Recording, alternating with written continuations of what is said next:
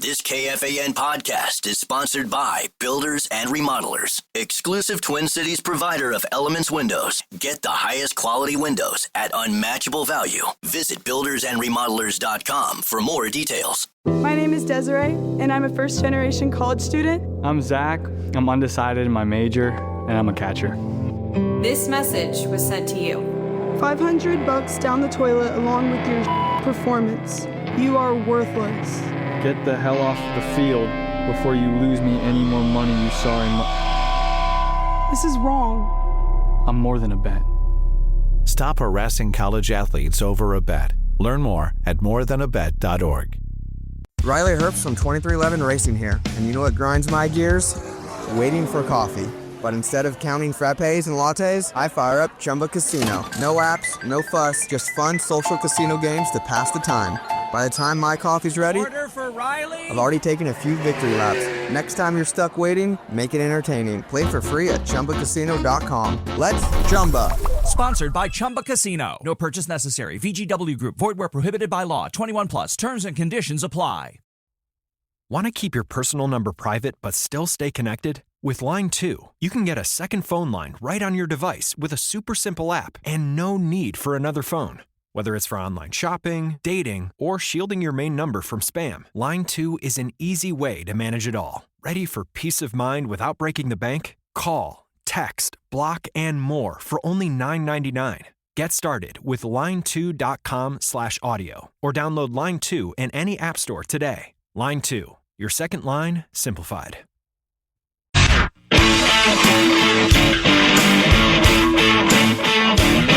I love that your 4th is here with $100 of Fireworks Forever. Check out our contest page for your chance to win a $100 Fireworks Forever gift card to stock up for the 4th. KFAN.com, keyword contest center today. Second hour, Cake Show edition of Bumper to Bumper. Guardsy in for Dan today. Dane Moore from the Dane Moore NBA podcast will join at the bottom of the hour. Wolves draft talk as well as Wolves ownership talk. He had the new owners, Mark Laurie and Alex Rodriguez, on his pod. That episode dropped today, I believe. I listened to it today. Very good. Dane's got a great vibe with the new owners. He's had them on a bunch of times, including when everything went down and Glenn Taylor tried to pull the deal. I think those two were on his show that night. So he's, if I'm the Mark Coyle whisperer in Golden Gopher Sports, Dane is the Alex Rodriguez and Mark Laurie whisperer when it comes to sports media in this town. So we're going to talk to him about all of that stuff.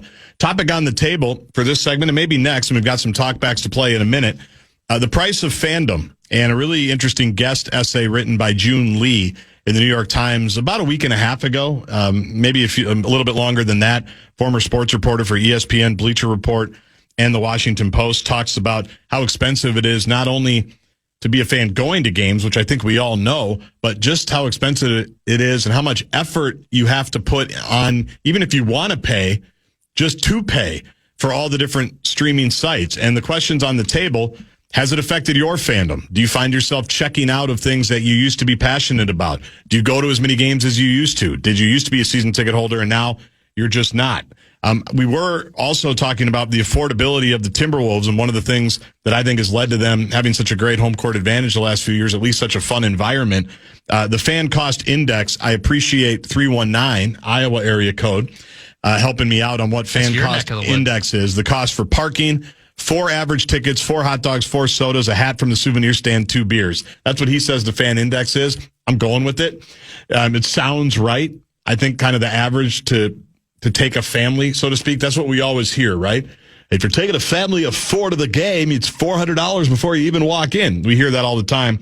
With the Wolves, it's $298.80, which is really good. And they are the third best value in the National Basketball Association. A couple of texts before we get to some talkbacks. 612 says, Guardsy, regarding ticket prices, I tell my wife there are some restaurants that are so expensive you can only go if your work pays for it. And I think sports games are going the same way. Concerts the same. $18, 12-ounce beers at the Palace Theater is almost insulting. That from Andy in St. Paul. Same Andy also says he uses free streaming sites that most leagues would want to shut down.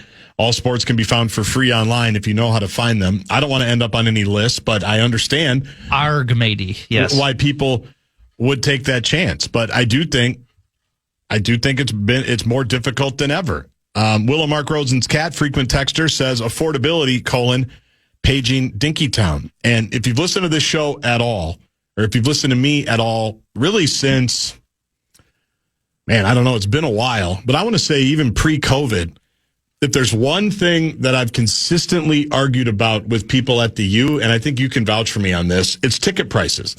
And it goes back to the meeting that Norwood Teague had, I want to say in 2015, when he called a bunch of us in, the old athletic director. They had done a study, which is never a good thing.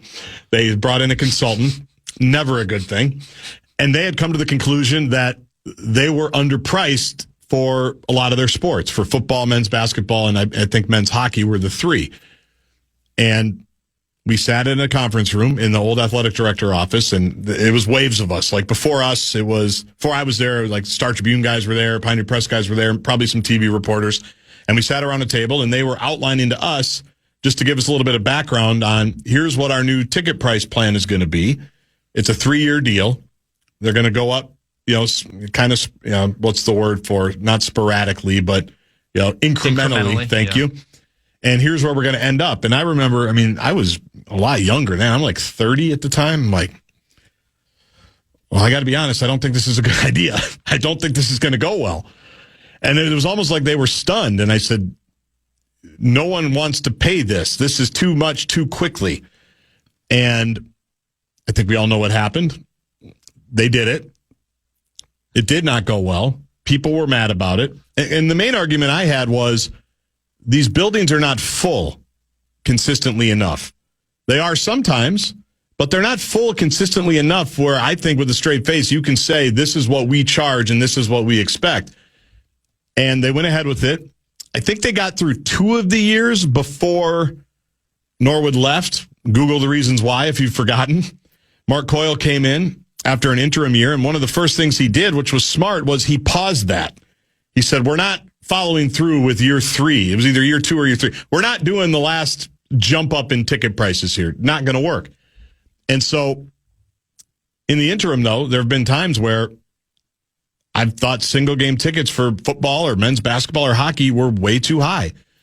And I'm not saying they listen to me, but I do know one thing I think they've done a really good job of the last handful of years is find ways to make the cliched family of 4, make it more affordable to go to a lot of different games. I think the get-in price, if you wanted to buy season tickets at Mariucci, I don't know it off the top of my head, but I think it's like $20 or $25 a game.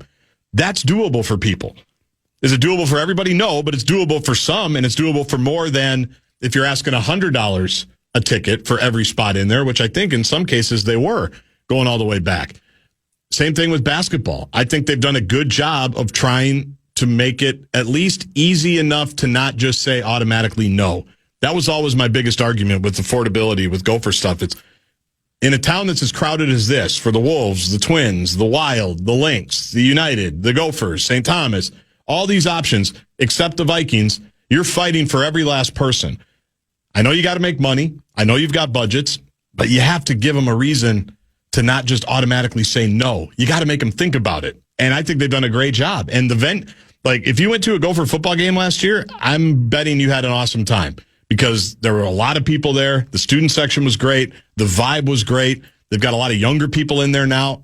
I think it's awesome. Mariucci has been on fire the last couple of years. Why? Tickets are affordable. The team is good. Same thing with the Wolves, right? It's not rocket science. And I'm guessing a lot of those people came back. I don't have the analytics. I don't get those numbers, but it's so easy, in my opinion. Just make it easier on people to not just automatically say no. We're all looking for reasons to not go to a game. Make it easier. We have any talkbacks we want to get to here before we pause and maybe get more? We'll get to a couple more because a lot of people have chimed in on this, which I appreciate. But let's hear what the Rubes think. Yeah, they're all over the spectrum here. We'll start here. Hey, Guardsy, Austin from Apple Valley. It has 100% become too expensive to be a sports fan, and here's why. It's not just expensive to take your family to the game in person, but now you have to pull out the wallet and throw out the $100 bills just to watch the game on TV while sitting in the recliner and cracking open a cold one. It's just become ridiculous. You can't even watch bad teams online anymore because it's too expensive and not worth your money. Return on investment. And I'll be curious to see if it ever stops.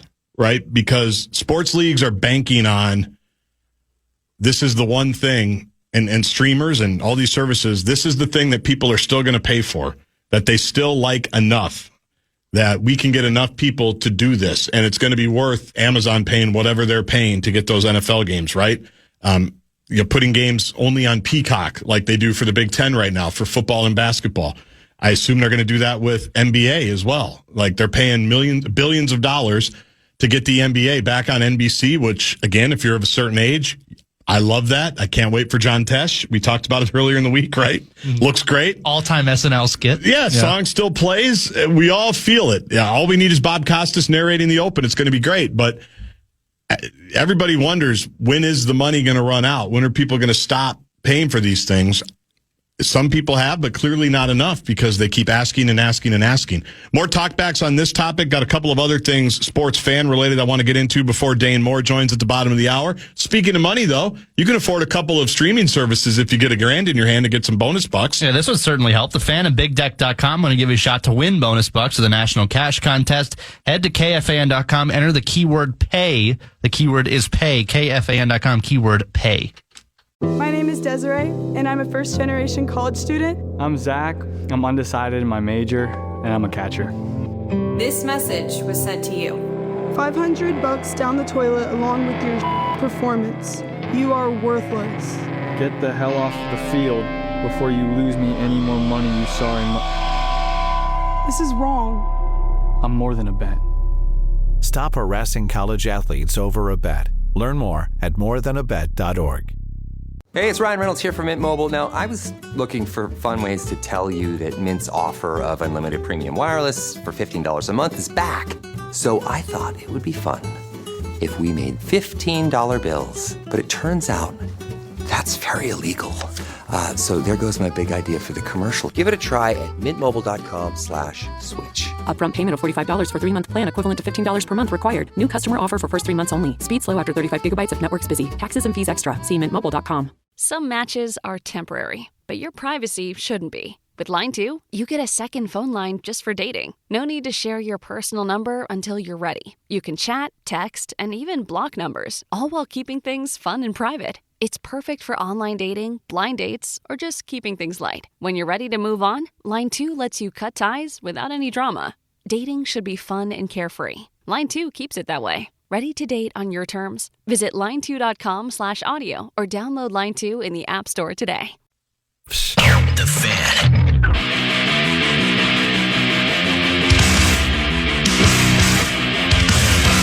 If you want to chime in what's happening with your favorite KFAN shows, you can make your voice heard on the Bradshaw and Bryant KFAN text line. Just let us know what you have to say by texting your message to 64686. That is 64686. Standard text message and data rates apply.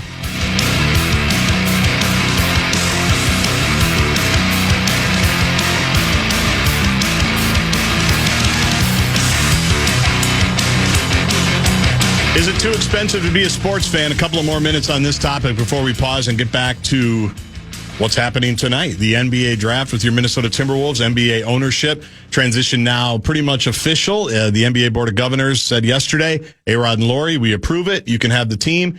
$950 million may have already hit the Glenn Taylor bank account. I'm not sure the final installment, but I know it's supposed to be going down this week. So Dane Moore will join in about 10 minutes or so at the bottom of the hour with some thoughts on his conversation with the new owners from his podcast that dropped today, as well as Wolves draft thoughts and maybe some Wolves offseason thoughts as well.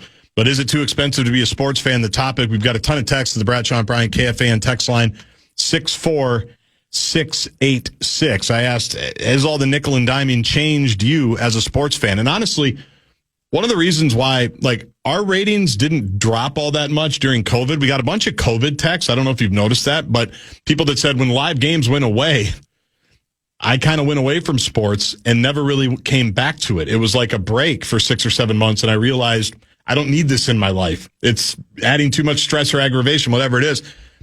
We weren't that affected by it in terms of people listening to us as a station, and I think that's because we don't go hardcore all the time. Right? It's people are coming here because they like sports, but I think they're coming here for other reasons as well, if that makes sense. It was pretty interesting. It's interesting because I was the exact opposite. You I was needed like, it? I needed anything, just any escape at all. Like, yeah, it sucked that there were no fans there and it was brutal and some states got to it sooner than others, but I just needed any sense of normality. So I was locked in probably more to sports than ever at that point. Well, we replayed a bunch of old games. I remember on weekends, we replayed like the 2019 Penn State football game. We replayed the Outback Bowl. We replayed some basketball stuff, I think. And even last night, I was reminded the Last Dance, for whatever the reason, has been making a comeback on ESPN and ESPN2 the last few nights. You know me, I watch that like once a month. Regardless, what should I watch? Like Corey watches like The Office for background noise. That's what I do. Like if I'm getting some work done, I just pop on like episode 7 of The Last Dance. It's that or the 2019 Masters, a Sunday unlike any other. That was good too. Yeah. That was a great day. I watched it here with Donaldson. And Pinguy. It was unbelievable. Oh. Then we went into the performance room after the show, doing the cake show, to watch the final like 3 holes. It was incredible. But that was what I tweeted about last night was, that was such a time because it happened early in COVID. That was supposed to be released during the NBA Finals that year in June. And because of the pandemic, they finished it up fast. And every Sunday night for a month, 5 weeks, they ran 2 episodes, if you remember, at like 7 o'clock and 8 o'clock. And we all watched it together from our own individual houses. It was unbelievable. And it always takes me back to that time. Watching The Last Dance with millions of other people and commenting on social media. That was like a live sporting event because we didn't have anything else. The text I wanted to get to before we get to a couple of talkbacks. 320 says, I faded away from sports of the price. Will not pay for the Twins. Timberwolves are wild, so obviously watch a lot less of them. Will pay whatever it takes to watch the NFL because that's what I love, but I used to watch them all. Now I have to pick and choose, so it has made me fade away from those 3 sports. Also college sports. Money has totally changed everything, too. When players leave after 1 year, you can't get to know the team anymore. Just doesn't matter as much. So college sports has gone to little excitement. The NFL is the only one that has kept me in. Any talkbacks we want to get to here before we pause and get to Dane Moore? Well, I did just want to say this, too, because I'm planning, this is going to shock you, I'm planning another trip to Arizona. And it's during, week 7. So the Packers are playing the Cardinals. So I thought that'd be a fun weekend to go. Yeah, absolutely. So I was thinking about doing that, and then Arizona State, my favorite college team, as you know. Because you look exactly like their hockey coach. Exactly. Well, I got a sports program. They play that Saturday at home. Google the Arizona State hockey coach if you don't know what I'm talking about, and then Google Brett Blakemore and put the picture side by side. It's unbelievable. I know you said your dad lives in Atlanta. I'm pretty sure he lives in Tempe. I'm pretty sure, yeah, but go ahead. Could be. I was just trying to do the math on all right, it's like $400 for flights down there. What's the cheapest to get into Arizona State? What's the cheapest to get into the Cardinals Stadium? I don't know if the trip's going to happen. I'll just put it that way. It's going to be tight. So anyways, yeah, I'm feeling it right now. But let's go here for the talkbacks. Man, you guys, this is a really good topic. Thank you. Yeah, I remember when I was a kid, you just turn on the game and you watch with your family. And I remember sitting around with my parents, and it was a family event. The snacks, and me and my dad would go play catch at halftime, doing Randy Moss and Chris Carter catches. I wish I had that with my kids. I got 3 kids, and to bring them all to a game is just, I can't do it. I literally cannot do it. Think about that. Yeah. I think about how most of us grew up. I grew up pretty much exactly like our last talkbacker. And you do, like I said last segment, you do wonder when the returns start to diminish, right? And a lot of, you have people, if you listen to people that have like older kids right now, like Abbott's talked about this before, his kids know a lot about the NBA, but it's not because they sit down and watch games with dad. It's because they watch highlights on TikTok or Instagram, and then they get caught up on everything in like 30 seconds. And they might not necessarily know how the game went, but they know, who Steph Curry is or who LeBron is or who Anthony Edwards is. It's just very different than the traditional way that I think a lot of us grew up. And I wonder when that will, if it'll be in our lifetime when we see it completely flip, where this bubble does burst. Because I've been saying for 5 or 10 years, I'm not the only one that have said it. It's not like I came up with this, but when you do add it all up, because it used to be you had your cable, right? For me, I have Xfinity. I still do. And I've endorsed them for probably 15 years. I don't have Xfinity because I endorse them. I had Xfinity before that. I'll probably have them for, like, I don't ever foresee myself being like you, just a straight up cord cutter, and here's what I have, and here's what I'm using. Mostly because I can't keep it all straight. Like, I've got 9 jobs and 3 kids. I don't want to worry about all these different, streamings and this feed and that bill and all of that. But you start doing the math at the end of the month, the $12.99 here, Netflix just jumped up again. Here's $18.99. Here's another $22.99. All of a sudden you go, what was my cable bill? When I could have access to a lot of this stuff anyway, what was my cable bill? Why am I doing this? Why don't I just bundle it all back? Now you see all these things like bundling back in, and it looks like cable did in the 80s and 90s, but it's just, that's how I'll always consume it, to use one of my favorite words. But I do wonder, at what point does this thing go off the cliff where people just don't want to pay this anymore, or they just don't want to watch it anymore? And then is it worth it for the streaming services to have all of it? Then do they want to pay the leagues? Like, what happens there? It's going to be, I think, really interesting to watch in the next 10 to 20 years. Any more talkbacks on the way out? Hey, JG, it's Elijah from Easton, Minnesota. Good question. Personally, I haven't lost my fandom. I haven't lost touch with it. I still absolutely love going to games. I love the energy, being there in person. At times, do I wish it was cheaper, especially for Viking games, sometimes Wild games? Yes. But has it changed my fandom or losing touch when I am at the games? Absolutely not. That's good. And I'm glad, like you say, you make your choices, and everybody's got to make choices on all kinds of different things. And if it still means as much to you, where you can put the money and get the time, I love it. Obviously, as a sports station, we love it. Obviously, the organizations in town and across the country, they love it. But that other talkbacker, it still kind of stuck with me that he doesn't have, his kids don't have the same experience that he had with his family growing up. That one has stuck with me a little bit, because I think my kids, for the most part, do. And a lot of it, it's great because it's business and it's what I'd be doing anyway. Like, again, I have to watch most of the games for the job, theoretically. And so it's nice that I can knock out some work with something I'd be doing anyway, probably. And my kids want to do it with me, especially right now, my oldest too. I'm lucky that way. But for some, it's not the same. So anyway, appreciate all the talkbacks, appreciate all the texts. Good topic, exactly what I wanted from the audience. We appreciate everybody participating. When we come back, we will talk NBA draft tonight. We will talk NBA free agency, which is, kind of underway with some deals already being signed. Kyrie Irving signs last night with Dallas, who might be a sneaky little problem here in the next few years. Even though they traded Luka, they fall into Cooper Flagg, who's going number 1 tonight, and also new Wolves ownership. With Dane Moore from the Dane Moore NBA podcast. Looking forward to this conversation. My name is Desiree, and I'm a first-generation college student. I'm Zach. I'm undecided in my major, and I'm a catcher. This message was sent to you. $500 down the toilet along with your performance. You are worthless. Get the hell off the field before you lose me any more money, you sorry This is wrong. I'm more than a bet. Stop harassing college athletes over a bet. Learn more at morethanabet.org.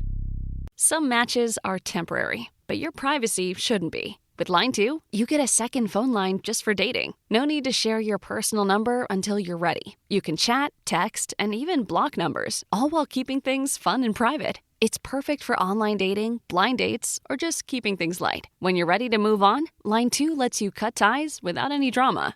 Dating should be fun and carefree. Line 2 keeps it that way. Ready to date on your terms? Visit line2.com/audio or download Line 2 in the App Store today. When we resume.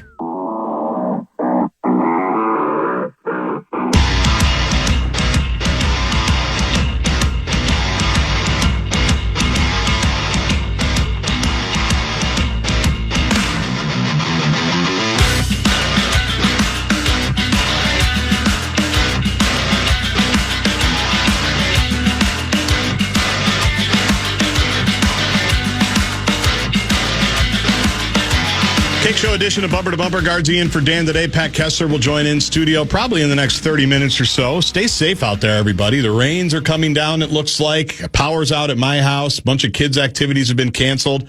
Power outages all over the place. So if you're out and about driving around, you may be interrupted listening to us by some EAS weather, National Weather Service warnings, so we'll try to keep you posted on anything there. But just be careful as you bounce around town if you need to. You can always listen to us on the free iHeartRadio app as well. And when you're on the iHeartRadio app, you can also search for the Dane Moore NBA podcast, which I listen to pretty religiously, going back the last couple of years. It's done a great job forever and really has done a great job this week. No surprise. Got a conversation with the new owners of the Timberwolves late last night. I listened to the episode today, he and Kyle Teige, to talk about that, to talk about the draft and a whole bunch more. Dane Moore joins me now in the Connecticut Water Systems hotline. Happy draft day, Dane. How are you, my friend? What's up, Garzi? I'm good. Yeah, ready. Another draft. I am not prepared from a player's standpoint, but let's see. Something always crazy happens on draft night. It does. Yeah, I wanted to hit you. I wanted to go because I listened to your pod with Britt Robson, and you're like me, which I think you should take this as a compliment that you hadn't watched the all 10 of a bunch of college film on all these guys. It's never been harder to actually know the prospects, but that's not our job, right? That's the front office's job to know these guys. So I take it as I think you should take it as a compliment that you don't know everything about all these different players, but I am curious. As a guy who's been around the team for a long time and obviously followed the team as a Minnesota kid, what was your favorite dysfunctional Wolves draft night? Is it Steph Curry for you? Is it the draft where Kahn traded 52 times to try to get the buyout money for Kurt Rambis's contract? What do you remember about draft day when you were a kid? Was it as chaotic as when I was a kid? Yeah, I mean it's hard to pick one. There was. There was a bunch of them. I don't know why Wes Johnson always sticks out to me of just like, I think, when I was a kid or even just younger, college or whatever, I was the type where, again, not watching college basketball that much, but getting into draft season and you're seeing just all the highlights or whatever, Derek Williams, Wes Johnson, whoever, Johnny Flynn. And I would always convince myself into them. I'd be like, okay, logical. Khan's trading back, grabbing a couple extra seconds. That was where I was very, very naive back then.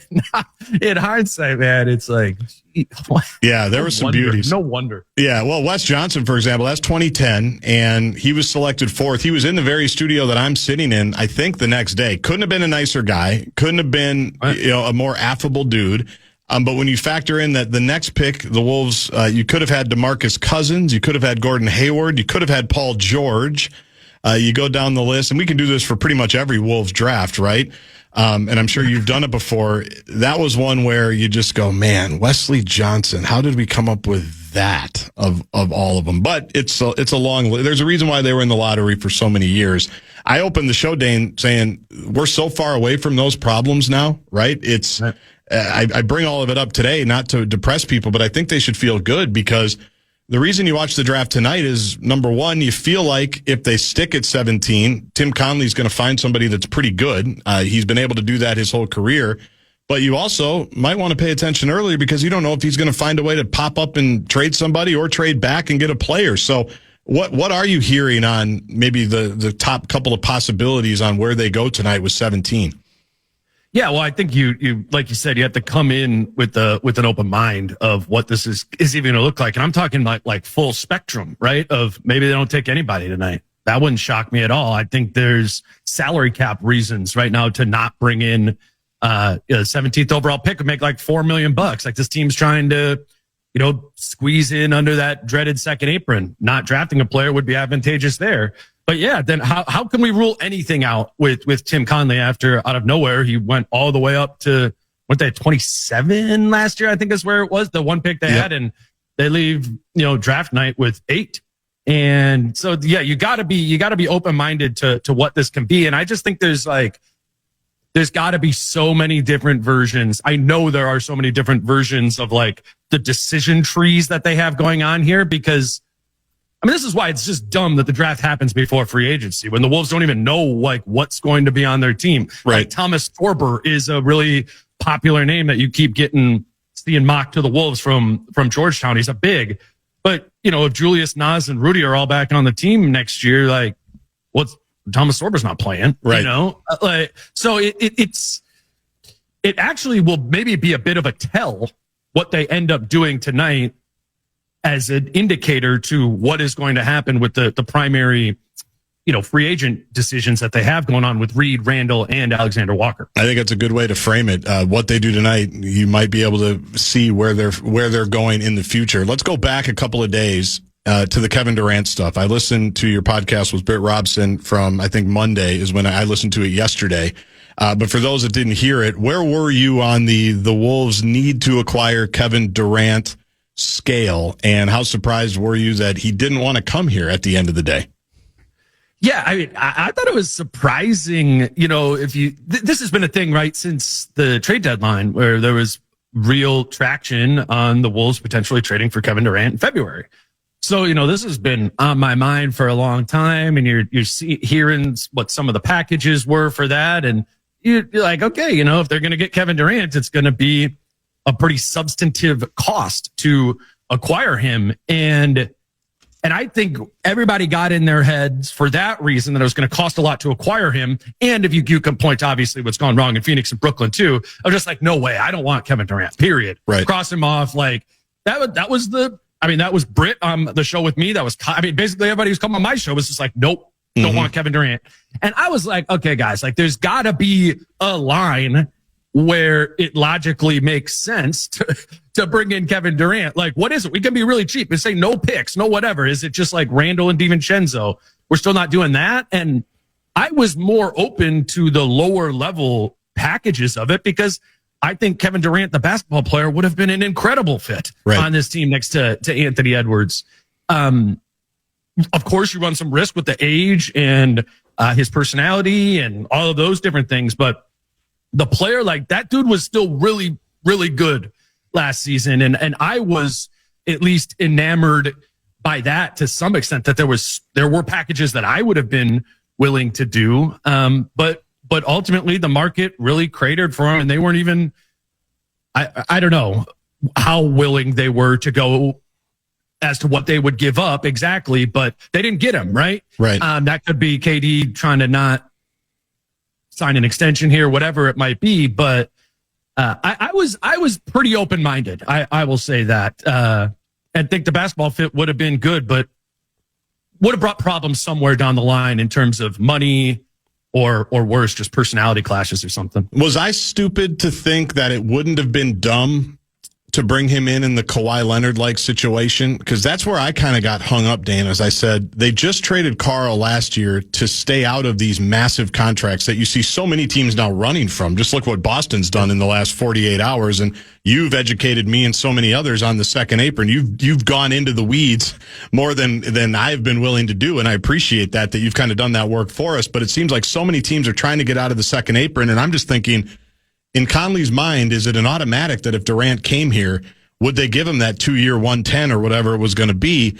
Or would they say, yeah, come in, you're our guy for a year. We may have had to move, whether it was Randall or whether it was Rudy, whatever it was. But after that, we're now out of the second apron. You're probably out of the first. And we actually have some of the flexibility that the Oklahoma Cities have, that the Indianas have, that some of these other teams have, because we're off of that money and we're not paying 2 Supermax guys now. Was I dumb to think that was ever a possibility in the Wolves' mind, to just get off the money after a year? I mean, I can't say I know that. They haven't told me that, but I think you got to at least consider that path. And the idea of, if you just had Kevin Durant for a year and then he left and he didn't give up a bunch of assets, well, worst case scenario, your financial issues are solved, right? Like You're going to have cap space then the season after that. You're way out of the second apron. And at some point, as all these teams are doing, you reference Boston, like there does need to be a scaling back at some point. And I think that would have been a reasonable way to kind of have scaled that back. It would have felt very all in and then out, but what's the alternative? It's going to be an expensive team going forward here, no matter what. Now, I do think the extension would have sucked. I think that would have been an issue. It would have been it would have been for even slightly more money than what Cat is making if Durant would have signed the full Supermax extension that he could have signed, which I'm operating under the assumption that he's going to get every dollar that he can get out of that from wherever he goes next. Right. So, you're just back in the Cat situation again from a financial standpoint. When we were pitched the reason they made the trade in the first place was to create financial flexibility. You just give that all up, which is giving up a primary motivation for trading Cat in the first place. So I get the pushback on the extension. I don't think that's dumb there. And if it would have been one shot at it, it would have been one shot at it. And I don't think the reset button would have been all that terrible, provided you didn't have to give up, Dillingham or some other young piece on the team. Before we talk about the new owners, let's talk about the free agent decisions that I think some of them have to come down, this week. And the dates, so you can tell us the dates and kind of tell us where your head's at. Let's just go kind of in order. I guess I'll go in order of Randall, Nas, and then Nickeil Alexander-Walker. The likelihood or what you think will happen here with Julius Randle to start. Julius Randle's been the most black box of lack of information, or even honestly, even speculation of what that could be. It's really weird, Guardsy. I mean, you know a little bit about with this cap environment. Like, there is one team in the NBA right now who has salary cap space to pay Julius Randle more than $14 million a year, and it's the Brooklyn Nets. And I guarantee you, the Brooklyn Nets are not going to do that. So it becomes this weird sort of respect game of, well, how much does he reasonably deserve to be signed for if they're going to give him some sort of extension right now? It is not operating like a true economy. There aren't other teams that can really bid for him. Now, what Julius has going in his advantage is he has the $31 million player option. Right. So if there's no path to him getting any more money in a sign and trade or something else like that, he can fall back into that player option thing. And given how little I've heard, that's just kind of my assumption is he's back on that 31 next year, and maybe they're able to find a number that they feel comfortable extending him on beyond that. But frankly, you don't gotta do that if you're the Wolves. I mean, you would maybe do that to appease him, but it just doesn't strike me that there's a great market out there for Julius Randle, and thus you don't need to bend over backwards to give him everything that he wants financially in this situation. So I'm very curious to see what happens there. I think I have a better feel on Nas and Nickeil. So tell us about Nas, because I think we're on the same spot on Nickeil. I want to talk about him for a second, but on Nas Reed, who has a $15 million player option as well, or contract, but he has an opt out after the second of the 3-year deal that he signed a couple of years ago. He's obviously worth more than that, but also an interesting spot too, right? In that these are the market. Yes, giving it these are the types of players that are getting kind of pushed out in this new era of second apron madness. So what do we think for Nas? Yeah, I think a bad time to be a free agent, honestly. I kind of feel bad for the dude, right? Just from he hasn't made a ton of money. I mean, he came in first 4 years in the league, made literally as little money as possible. He made $6.1 million in 4 years. Like that, that's nothing. It's a lot to us. It's nothing in the NBA. And then he got this other deal. It was, I think he made 13, 14 the last couple of years. But, this is supposed to be his, get my $100 million bag summer. Right. And if there were teams with cap space, I'm certain he would. It's just, it's hard to sort of find pathways to do that. And the Wolves want him. So why are they going to agree to sign and trade him elsewhere? You just kind of force him into the restrictions of the market. And I still think there's a world to find a reasonable number for him there. You mentioned the $15 million player option for next season. He can throw the max they can extend him on that is 4 years and $94 million on top of that. So if you're Nas, you opt into the 15 and you get 94 on top of that, you're on a 5-year, $109 million contract. It's nice. Like that, that's solid, right? Like it's not like, oh, he's getting 30 a year or something like that, but he's getting 20. That's his $100 million bag. Like, I think if I had to, my assumption or my prediction of how it goes is that happens. And by Saturday, Nas Reed has signed an extension with the Timberwolves. He becomes extension eligible on June 28th. And And I think I would anticipate it to be a long-term extension, maybe with a player option in that 5th year. We're talking with Dane Moore from the Dane Moore NBA podcast. Follow him on X at Dane Moore NBA. He'll be covering the draft tonight at Target Center, probably heading over there shortly after this conversation. Round 1 tonight, round 2 tomorrow. On Nickeil, Dane, I've always felt like the playoffs was kind of his goodbye, the long, slow goodbye, just because he's outperformed, I think, any expectation in terms of what his market's going to be good. I think you've even said before he can probably get that full mid-level, which is about 14. And I don't think the Wolves should pay him that. As much as I like him, as much as I enjoy listening to him, I've said many times, if he and his cousin want to do a podcast, I would put that in my playlist above yours. Like I would just love to hear those two just talk about stuff, because they're both, you cover them every day. They're so thoughtful, right? They're so eager to actually be nice to media, which is, not always the case. I think the world of him as a guy, but I just don't see how he fits financially, but also given you do have these other young bucks that are trying to break out, right? And there does have to be a spot for them at some point too in the new era. So I just don't see a world where he is back here. Do you agree? I mean, I see a world, and it's not the world I've heard about. I mean, I think the word has been, you got Jalen Clark and Terrence Shannon Jr. on the wing, and you can kind of plug them in for Nickeil if he goes and gets paid and leaves. And I think that's a fair assumption for people to have. I would just like to point out that's not the only option here. You could re-sign Nickeil to a number like that, 14, 15 mil, something like that, and trade somebody else, get some picks, just because the other players on the roster are under contract. I'm not sure that, in my opinion, means that they need to be prioritized over Nickeil Alexander-Walker. If in fact you can get Nickeil Alexander-Walker back at a number, I don't mind Nickeil Alexander-Walker at the full mid-level, $14 million a year. I think that could very well age into a nice contract. 26 years old. For sure. I mean, a lot of people who listen to this, right? You were just watch these NBA finals.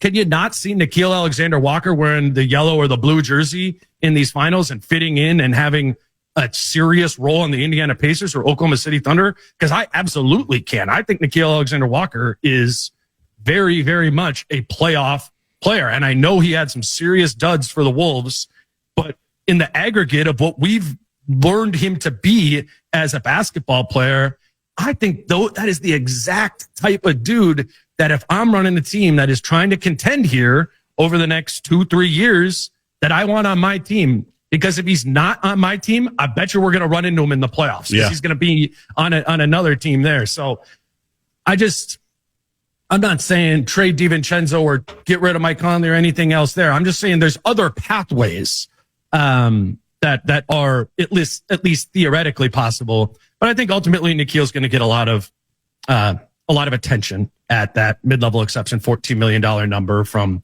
different teams around the league, as well. I think his next step will be a strong one. Your most recent podcast included the new owners, the new governors, and alternate governors, Mark Lowry and Alex Rodriguez. My first question is, how many more times do you think they need to be asked if they're moving the team? And then how many times do they need to say they're not moving the team before insecure Minnesotans will just accept that they aren't going to move the team? And by the way, I've been saying for 3 years, I don't think that was ever a realistic possibility anyway when they want to expand the NBA and not relocate teams. So how many more times until you think we're all good with that? I think they did the rounds. My God. That's still an assumption. That's some like deep down Minnesota sports fear or something like that. I think they are staying here. I mean, but to be fair, at the beginning, and I don't know Mark and Alex from whoever, right? When you see that initial Woj bomb that they've bought the team, you're like, uh-oh. But where are they going, Dane? That's my thing. Where were they going to go? That was 5 years ago. It was fine, I think, for people to react 5 years ago before. I mean, I think the first time they said anything on the record about, maybe it was New Stadium. They definitely said something to you guys very early on. I remember referencing that. Like, they've said repeatedly for 4 years that they are not going to move the team. And I know talk can be cheap, but there's also been plenty of other things that have been going on in the background to to set roots here in Minnesota for both of them. Right. That started years ago, man. Like, and so personally, you know, and I'm paying closer attention to this than a normal person, but like, I that hasn't been a thought in my head for 3+ years, you know. Right. It's they whether this was right or wrong, I don't know. They view Minnesota as like a real opportunity, you know, and financially too. There's a lot of inefficiencies that they have seen over the 4 years of how this team is run from a business standpoint that they plan on capitalizing on. And I think that makes a ton of sense to me. I mean, without having expertise in that, but being at Target Center a lot, I see that. I mean, I think it was a franchise that got very stuck for a long time. I've been covering games at Target Center for 8 years, and very little has changed in there in my 8 years of covering games there. There's opportunity here to evolve that wasn't happening under the previous regime that requires financial investment. They're a group that is going to invest in something with the idea that it will generate revenue down the line. And frankly, for us, that's all gravy because it's their money, man. Like, if it doesn't make them money, if they're not making millions of dollars on tickets, like concerts and all that sort of stuff, well, that's on them. I am confident they are going to put in the initial investment in it. And for us, that's what else do we care about? That's the biggest thing I took from listening to your pod with those guys today. And I would encourage people, if they haven't, to do it. And, you know, congratulations to you for getting that. It speaks to your presence, to your platform, to your success that the new owners are going on with you. It's big time, dude. And you know, I've told you that before, but the fact that they said we're putting money in to try to make money later, like that's the exact opposite of what's happening across Target Plaza, right? At Target Field, like, which I think all fans should go. And that's something we should watch too, right? In fairness, and go, let's see when they do get control and when they do start making decisions, whether it's with the team or the arena, like that is what people want to see. I think that's what people have appreciated about the Wilfs, right? Is that you can't, or Craig Leopold, you can't argue with their investment in the respective franchises. They were right. Yeah, they're right, Artsy. The Wilfs are doing pretty damn good, you know, like in terms of what they're doing here. It's not a naive thought by A-Rod and Lori that they're going to be able to make money doing this. It just does require the initial upfront investment, and that's why I think you got to look at Mark Lori here. That's entrepreneurialism right there, like 101. Put in the initial amount of money, get that return back, and then profit. Like, he is inherently that type of risk taker. That's something he's doing with Wonder, his company right now, which is blowing up. If you want to check out some valuations in terms of what that's doing, I heard that they raised more in the last year. No company that isn't AI has raised more money than Wonder has. Okay, like. This is his stuff, man. Like, this is the stuff that he wants to do. And we got to see how it translates to sports, right? He's working in very modern spaces, right? Tech, e-commerce. The sports teams are old school brick and mortar and all that. And I think they're going to run into some challenges there. But I'd be pretty shocked if that deters Mark Lori from, you know, really trying to get after it here. And he's got to be able to manage both Wonder and the Wolves and all that. And I'm sure that'll have its challenges. But I don't know. I've gotten every sense that they're very willing to invest in this thing. Last thing for you. What do you think is the realistic timeline for when we'll hear about their new arena plans and when there might be, you know, the shovel in the ground and when you're going to be covering games from, I'm guessing, not as good of a spot as you have now because those don't exist in the new media world. You might be up where I usually am in one of the auxiliary spaces, which is fine. It's great to be in there. But the point is, they want a new arena. They need a new arena. It's the second oldest one in the NBA, and the oldest one is Madison Square Garden, which I don't think the Knicks are in any hurry to refurbish, or I should say replace. So what do you think the realistic timeline is for that? It takes a long time, and it's gonna take a while for them to get their footing here. You know, yes, they've been around for 4 years, but they haven't really been able to plant many of their own people in the organization to start planning stuff, because once people are still, that's fair. That makes sense. Right. They're going to, I would view it like this. Like, you got to get the lay of the land, right? I think that takes a couple of years, and hopefully in that process, you're starting the stadium thing. I don't think that even gets announced for a while, if and when it happens. We're probably talking about earliest, I don't know, 7 years or something like that. It's 6-7 years that it's like built and they're playing there. I mean, nobody quote me on that or anything, right? But that's just because I've had conversations about them building a stadium, and that I've just been told it's a time consuming process, as makes sense as it was with US Bank, as it was with all these places that have been built here. I think time is of the essence, though. Like, can we get it before Ant's 30? Like, that would be like, Ant being 30 is crazy, but that might be it, right? Yeah, exactly. Well, I look forward to following it. Have fun at the draft party, or I should say the draft coverage tonight. And we'll be listening to the Dane Moore NBA podcast, man. I appreciate you jumping on a day like today. Congratulations on the interview last night. Great show with you and Kyle and those guys. And we'll be listening as this thing unfolds. Appreciate you, man. Anytime. That is Dane Moore from the Dane Moore NBA podcast. Wolves first round draft tonight. They currently have pick 17. We'll do top 5 at 5. Pat Kessler should be here any moment, braving the elements as he always does, to come hang out with us for the 5 o'clock hour. Anything you want to tease in the top 5, Brett Blakemore? We'll continue to monitor the free fall of your Minnesota Twins. My name is Desiree, and I'm a first-generation college student. I'm Zach. I'm undecided in my major, and I'm a catcher. This message was sent to you. $500 down the toilet along with your performance. You are worthless. Get the hell off the field before you lose me any more money, you sorry This is wrong. I'm more than a bet. Stop harassing college athletes over a bet. Learn more at morethanabet.org.